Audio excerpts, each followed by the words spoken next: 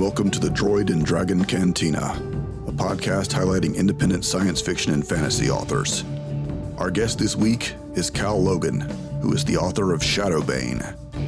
In this episode, we talked about how his experience in martial arts informs his work, and about using the mythology of Japan as inspiration for his book. So, welcome to the show, Mr. Logan. Thanks for having me. So, tell the people about your books, the stuff that you've got out there right now. So, the main thing I have out right now is a grimdark epic fantasy called ShadowBane. It follows two twins who are mercenary demon hunters in a world that's modeled off of feudal Japan. Oh, very cool. So, were you was like feudal Japan? Was that something you always had like an interest in, or was that? Yeah, I've always been really interested in that time period of history, just in general, and especially like located in Japan. I just think that their feudal culture was really interesting and very, very different from kind of the rest of the world around that time period. And I had an idea, and I was bouncing around, like brainstorming ideas for settings, and then it's very mythology based, and I realized that Japan has really incredible mythology, and I was like, all right, this is perfect. Like we're doing, samurais and demons, we're doing it. Yeah, I noticed on your website that you said that you had a background in martial arts. Does that kind of help inspire the interest in Japan? It helps with writing the fight scenes and stuff, definitely. But I'd kind of been interested in a lot of stuff before I actually got into mixed martial arts and combat sports. That's cool. Have you actually been, or is it just like you're having to rely on, books or whatever else you can find on the internet? I would love to go someday. It's on my bucket list. But for now it's like third-party research. Just all Google and books. Yeah. So did you get the writing bug at a young age, or was it something that you kind of found later in life? Yeah. I think I wrote like the first thing I did just for fun when I was like 5 or 6 years old. And I've, just always done that. As a kid, I would go way above, like the guideline length for school projects and stuff like that. I would just write way too much and that sort of thing. And then I wrote my first book when I was, I think, 17. And it's, it was like a dumpster novel. Just I put it away and never looked at it again. But that was like the first time that I decided to write a book and was actually able to do it. That's pretty impressive, writing a whole book at 17. You remember about how long it was? Way too long. It was like 200,000 words. Oh my and it was not fantasy, so it was just way, way too long for the genre. There wasn't really even a story or a point to it. It was just very, like adolescent angst and rambling. But it's good practice. Yeah, I'll say it's probably good you just went ahead and got it out of your system back then, so now you can kind of cleared the space for other things. Yeah. There's like that whole thing of like your first million words, might not be so great, so it's good to get them out early. Well, that's a stumbling block. I think a lot of writers, hit on. Like they, I always tell people, like, if you want, you gotta be willing to be bad at something until you can be good at it. And unfortunately, that's a block a lot of people can't get over, because they realize that first thing they write, like, oh, this is not good. I suck. I need to stop. Yeah, and I think especially nowadays, just because with social media and stuff, we see a lot of success that we think is instant, but it's not. Like that person might have worked for 10 years or so, getting honing their craft before they have the thing that we see as success. And so sometimes people expect like their first project to take off and be a masterpiece, and that's usually not the case. It's very far from the norm. Oh yeah, there's a famous saying in Hollywood saying overnight success, 10 years in the making. Yeah. And yeah, I guarantee I used to have another show where we interviewed like professional creatives, and to the person, every one of them who had, quote unquote made it. Yes, I did finger quotes for anyone who's just listening. But there's like all of them to the person have worked somewhere in some capacity doing what they were doing for many years before they got to where, they kind of got noticed or were good enough to where, they were putting their stuff out in the world and people were like, oh, this is really good. Yeah. I remember reading, I see some guitars in your background, so I'm assuming you're a big music guy. Yeah. And so I was reading Chris Cornell's biography, I don't know, like a couple years ago, but one of the things that stuck with me was that even for a band that got as popular as Soundgarden was and as talented as they were playing regularly and practicing and releasing material for 10 years before they actually had their moment, their big blow up moment with Super Unknown, which by that point was like their EP and then their second album after that. Yeah. I was about to say, like, I mean, the third thing they released, I want to say. So yeah, that sounds right. I know, because they had one full length album out before that, which didn't do a lot. Actually, it might have been their third full length.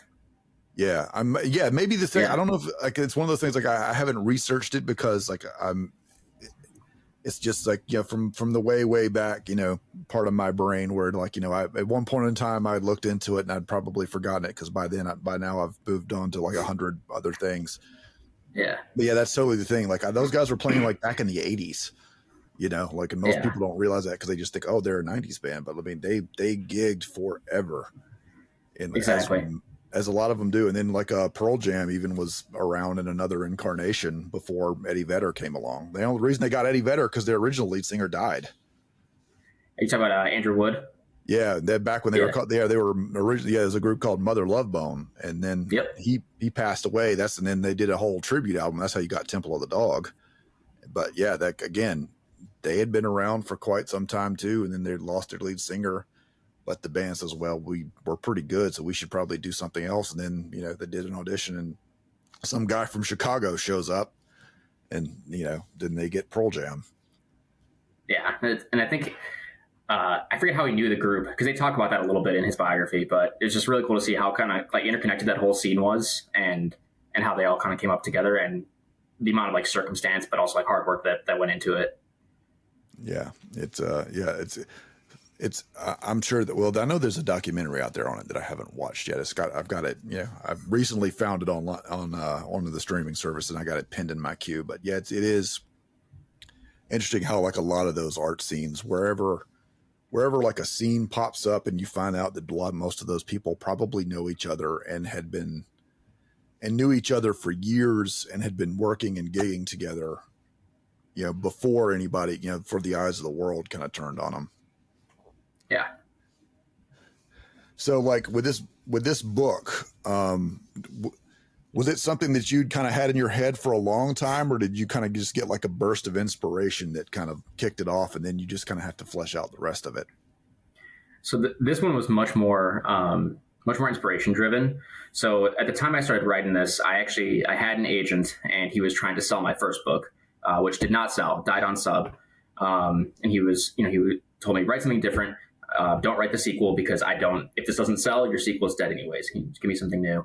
And I started on one idea, wrote, a few chapters of that and was like, I'm not feeling this right now. And then I had this idea. It basically came out of a dream, actually. It came out of a nightmare.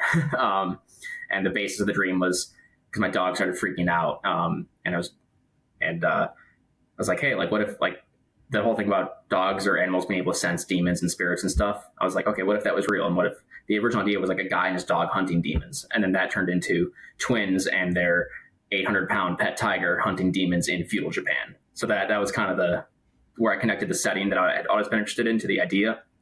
But very inspiration driven. And then I had to do a mountain of research to flesh it out and back everything up. So are you researching as you go, or like once you get the idea, are you trying to like fully flesh out that world first and then go forth? I did a hefty amount of base research just on what I knew I needed, just about the general like culture and the way their government and military functioned and stuff like that. And then sometimes, halfway through the story, you encounter something that you didn't foresee, and then you have to pause and go research something else. Sometimes it's really small, just like, oh, hey, how are their houses actually built? Like, we know what they look like, but like, what is, why are they designed that way? Like, what's the practical or functional purpose? That's like simple stuff you can knock out in the writing session.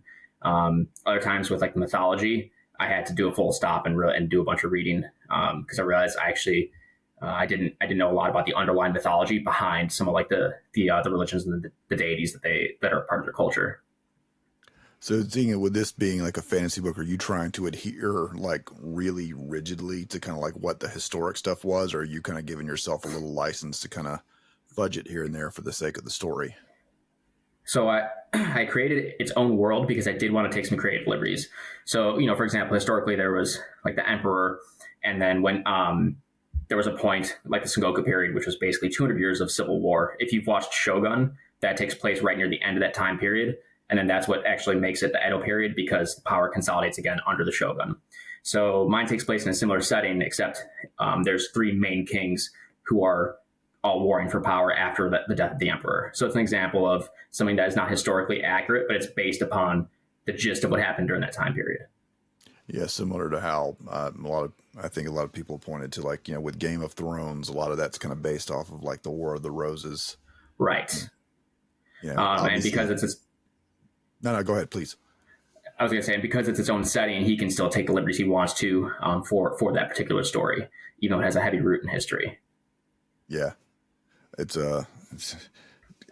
crazy. It's just as a thing, like, that real life is stranger than fiction, and some of the stories from the past, especially with these, like the whether it's medieval Europe or feudal Japan, like some of the crazy stuff you hear coming out of there is if you're not already familiar with it, you're like, this would sound like something out of a fantasy novel. Yeah, I mean, life, the world was different back then, and the people were different, their values were different, and so things that were unthinkable today were relatively common back then, or if not common, at least possible. Yeah, I even saw a thing once where, like, if you've seen the new Dune movie, like, you see like where their teeth are blacked out, and that's a thing I guess they did back in feudal Japan also. Like, it was seen as even desirable. Yeah. Yep, it was for married women, and it was seen as like a beauty symbol. And same thing with like some of the makeup or the hairstyles. Just a lot of like beauty standards in general relate to like status, and how those are displayed are different in different cultures. But so that was one example, and actually I didn't include that because at the same time, like, are you familiar with like the Tiffany rule? I'm not familiar, not offhand, no. So there's some stuff that is historically accurate but doesn't sound historically accurate, or is just too much of a distance from what we enjoy today that it would create too much dissonance in the minds of the reader. So, for example, like, I did include that because nowadays, like, black teeth signal like ugliness and corruption and like moral decay, like as far as like symbolism in stories. So I didn't include that because I just felt like it'd be like too much of a reach for a reader. And the reason it's called the Tiffany rule is because that sounds like a modern name, but it's actually a 13th century name. But if you had a fantasy book with like Princess Tiffany, like, people might think that sounds weird, even though it's actually historically accurate to the time period. Yeah, it's funny, like, it's just like how things kind of move, how things kind of shift through history, where nowadays you hear the name Mercedes, you think of a car, but it was actually like the guy who created the car named it after his daughter, Yep. So it's the thing. And then of course now it's weird to see, then people start using it as a name again. He's like, well, why'd you name it after a car? Well, who do you think the car got named after? So it's kind of like, how things just kind of like revolve through the years. So, but like, what are some other things that you kind of like wanted? I was like, you obviously, like you said, doing like for the battle scenes, and I see like on the website, see them got the swords drawn, and like how, and especially with your martial arts background, how much did you get to, like, I'm far, like, that's always been like a thing for me, is like watching and like studying like warrior cultures, like, because every place around the world has one, for the most part. Like any big civilization has some warrior culture that just kind of help prop them up or sustain them for a while. Like, how did you go about fleshing that out for your book? So in the first book, it's very small scale because I don't use the term samurai or ronin in the book because I wanted its own. I wanted to do away with some of those preconceived notions. So the two main characters are part of this divine bloodline. They're basically like weak demigods, and they're the last two. And so they are far stronger than the average person, and they have like a squire and like a pet tiger. So it's like the four of them that are kind of traveling, and they occasionally work in tandem with other martial units. But the demons have this aura called the dread that basically causes most normal people to panic, and like throw down their weapons or run away. So you have to be extremely like well disciplined and brave. And so a lot of time that regular troops are shown, they're actually shown just in disarray and like usually not able to function effectively. That starts to change as there's more exposure to the demons like over in warfare. And later in the series, you'll encounter like a hardcore samurai clan that's been fighting them for a long time, and how they operate is completely different to how everybody else operates. And so that's where I'll really get to like dive into that. And I'm excited to do that. But I felt it would be interesting to show how dangerous the demons are to like untrained or even normally trained units who just don't have experience with them first, and then to show how effective some of these more like specialized clans are that have been fighting them for a while.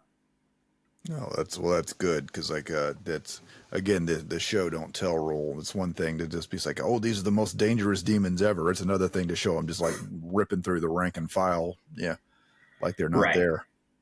Like in this one battle, it takes I think 6 soldiers to bring down one Oni, which is like an ogre, and it kills about 2 or 3 of them before the others bring it down. And the main 2 characters, one of them is able to solo them pretty handily. The other one, she's less of a hand-to-hand combatant, but she's still super capable, and she can still take them on herself. And the first time that the main character sees like a regular person just solo an Oni, he's super surprised. He's like, "Oh my god! Like you're not supposed to be able to do that. Like only we are supposed to be able to do that." Yeah. So like, tell me, like, who were some of the writers that influenced you or kind of lit your fire early on when you were kind of getting into it? So early on, I was a huge R.A. Salvatore fan. This entire shelf on this side here is all the Legend of Driz. I read Aragon and Redwall and stuff as a kid growing up before I got into Legend of Driz, and then I'm kind of blocking it out, but you can see some big Joe Abercrombie shelf right there. And so as an adult, I got more into grimdark, and that's where I found like Joe Abercrombie, Luke Skull, stuff like that, Glenn Cook, the Black Company. So Joe Abercrombie is probably my biggest like modern influence. I think just his character work is second to none in my opinion, and I just really enjoy the overall like tone in his writing. Very cool. So I'm saying you're up there in Chicago, right? Mm-hmm. Based out of Chicago. It's like, are you like kind of a Chicago native, or are you a transplant? Born and raised, born in the suburbs, and then I've lived in the city for the past like 9-10 years. So any of the Chicago stuff informing coming into the writing, or is that saving that for later books? Not so much, unless I'm writing like a terrible winter, then that's pretty, that comes pretty handy. But for the most part, a lot of my inspiration comes from, the books I read, history, like we were just talking about earlier, truth is stranger than fiction. And there's always interesting stuff to pull from those time periods. And we touched on this a little bit, but just my time spent, doing wrestling and Brazilian Jiu-Jitsu and Muay Thai. It just, like I know what it's like to get like punched in the face and kicked in the head. So it's easier to write that stuff because I have experience with it. It's the whole like, write what you know thing. Like I've never chopped anything in half with a sword, but like I understand how the body works, and that, if you've been in a fight, like there's a level of like intensity that you just feel like internally, and it's easier to portray that because I've been there in non-life-threatening circumstances, but it's easy, but you can mentally take the next step and like put yourself in that character's shoes to think what they might be feeling or thinking. Yeah, even in those circumstances, you find that people, it doesn't take a lot to help for people to get, where you're 1 minute you're sparring and your partner thinks that you're in a street fight. So yeah. Unfortunately, I know about that. It's like, dude, calm down. Like, I'm not trying to kill anybody here. Yeah, it's like, well, like we were going like half speed. Like, what happened? Yeah, Again, you don't take that. That's one of the things. Like, it's hard to describe that feeling to people if you've never actually experienced it. Like how easy it can be to tap into that until you've got someone trying to choke you or punch you or kick you. You don't fully understand. Yeah, or even like even if it doesn't get heated, but even just when you're in the position where like you're being choked out, you're like, okay, like I have to tap. My training partner's going to let me out. But if this was a street fight, this would have gone really badly. Yeah. You know, like it's a weird feeling. And like anyone who's spent any amount of time on the mat has felt this, but like it's a weird feeling when you're actually physically helpless and only like essentially the rules of like good training etiquette like save you from being seriously injured or worse. Yeah, it definitely well, you always hear people when they get into like jujitsu, they talk about the humbling aspect of it. Like, and it's funny, it's because it's like always, that's one of the things, like, you could, it's one of those, like, if you've trained, you notice people who haven't, because like they, those people that kind of walk around talking smack with their chest out, people who do a lot of training, you never see them do that, almost never.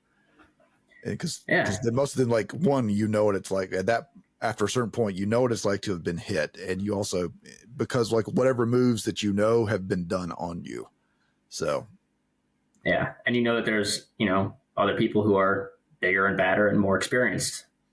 And you cannot, well, yeah, and you also can't always tell who's got the training just by looking at them. I mean, at certain points, there's certain like tells that if you've had training, you can kind of look at someone and kind of say, okay, yeah, they're just by the way they carry themselves, they probably have done something. And of course, like if ever see anybody with cauliflower ears, don't mess with them, just as a general rule.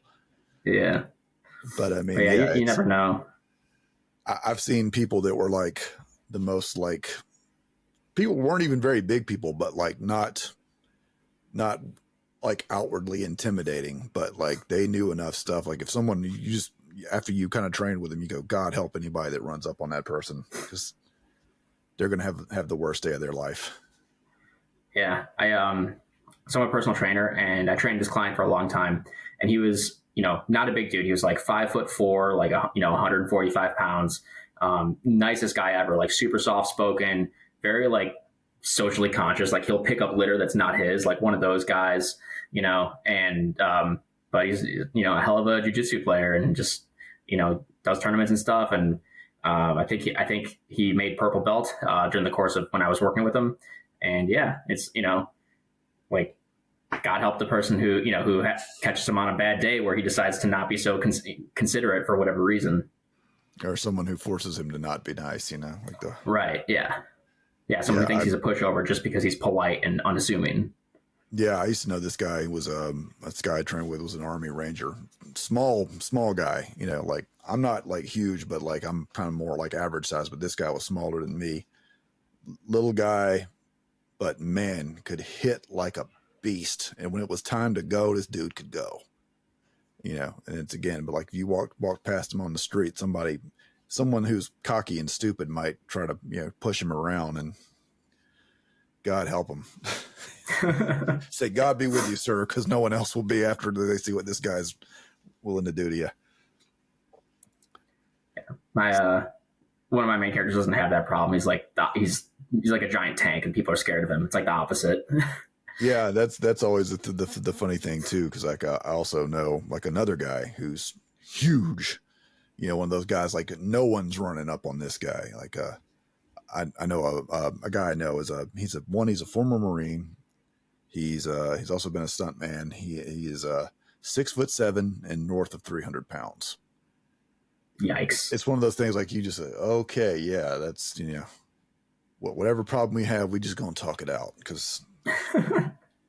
You said he's a stuntman? Yeah. But they don't get enough credit. Oh no, I think they're finally now starting to do. I've heard that they're supposed to institute an Oscar for stunts. Finally, like in the next year or two. They should. It's a form of acting, and it's purely physical.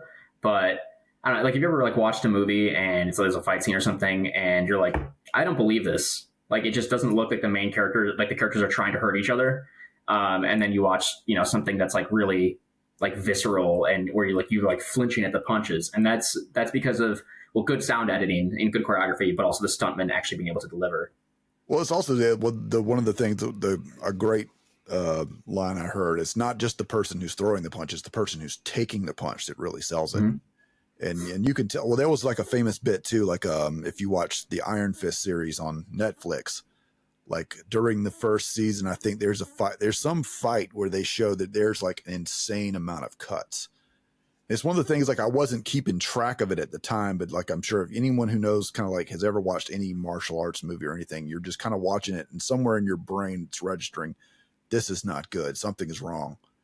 And then someone actually went through there and like put that video up and is like counting all the cuts, because apparently the time like the main actor did not have enough time to train or did not take enough time to train. And my God, does it show, versus like where you see something where it's just like one long unbroken take and you just have these two guys who've just been trained, probably been training since they were like, 10. And that pays off. That's where you get, like action masterpieces like John Wick or The Raid and stuff like that. Yeah, you see the work, where you get like, you can see that Keanu's gone in there and put in like God knows how many hours to where like he can go on there and like, handle those guns like someone who's been doing it, all his life. Yeah. It turns out that, and I'm not like super into this stuff, but I guess his signature style in there, like the way he grips the pistol, actually inspired a lot of people to. It's a legit but like not well known grip technique, and he inspired a lot of people to start using it that way, just from the popularity of the movies. Yeah, it's little stuff like that I love, like when you see like. Especially if you kind of like go deep enough into the background, when you see like certain, it was funny. I saw a clip with I think it was Chris Pratt talking with Jocko Willink, and he was kind of critiquing his performance playing like a Navy SEAL and like doing these things like in different scenes. It was just kind of like, it was the little details that really sold it. Cause Jocko would say, "Oh no, that's right. You did this thing that you did just with like coming in the door and holding your gun a certain way. That's what." Guys like him will look at and go, okay, that's someone who did their homework. Yeah. And even a regular viewer, I think if enough, let's say like continuity rules or however you want to phrase it, are broken, it does start to feel insincere or not legit, even if you can't put your finger on why. Like, right. We can still, if we don't have that exact knowledge, can still pick up on when something just doesn't feel or look quite right. Yeah, it definitely, I think Red Letter Media, the guys who do a lot of like online video critiques, they'll say like, you didn't see it, but your brain did. And that's when you get that little thing like, wait a minute, something's not quite right with whatever I just saw. Yeah, it's similar to like the uncanny valley. Like something's wrong. You can't pinpoint what it is, but it just feels off. Oh, 100%. So as we are coming up on the half hour, tell everybody where they can find you online or on social if they want to learn more about your book or, at you for anything. Yeah, absolutely. So I'm on Twitter and Instagram. My handles are below. And then my book is on Amazon. I'm anticipating releasing the sequel either later this year or early 2026, depending upon how the writing goes. So you have that to look forward to as well. And that's callogan.com, right? Yes. And links to Amazon are also on my website. And then there's actually a jacketed hardcover edition that's available as a direct order through Ingram Spark as well that you can find through my website. Outstanding, man. Well, thanks for coming out. Your book sounds super interesting, so I'm gonna have to dig into that at some point. I saw when you reached out, I was like, this looks really, really cool. So, and I'm also like a fiend for anything, feudal Japan or martial arts related. So thanks for coming out, man. It sounds like it'll be right up your alley then. Yeah. Yes, sir. Well, thanks for coming out, man. We'll be on the lookout for your stuff. All right. Thanks very much for having me. That will be all for this episode. This podcast has been a Carcutta Media production. To learn more about this show or other podcasts, visit carcuttamedia.com/podcasts or follow us on social media at Carcutta Media. This recording or any portion thereof may not be reproduced or used in any manner whatsoever without the express written permission of the publisher, except for use of brief quotations in a review. Copyright 2025 by Carcutta Media. All rights reserved.